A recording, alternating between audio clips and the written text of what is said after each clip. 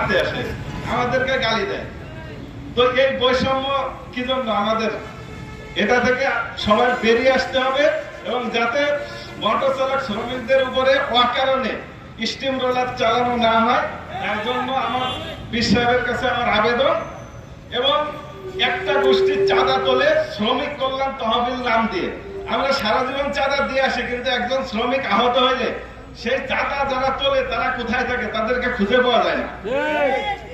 এই চাঁদা তোলা বন্ধ করতে হবে। আর যদি চাঁদা তোলা হয়, যাতে এই টাকা শ্রমিকের, একজন শ্রমিক, মোটর চালক শ্রমিক, আমাদের জীবন লাইফ রিস্ক নিয়ে আমরা কাজ করি, রাস্তায় আমাদের দুর্ঘটনা ঘটে, হাত হারায়, পা হারায়, চোখ হারায়, কিন্তু এই তহবিল থেকে কোনো অনুদান তখন আসে না। যদি এই তহবিল চালু থাকে তাহলে এই শ্রমিকের কল্যাণের জন্য এই অনুদান সঠিকভাবে কাজে আসে।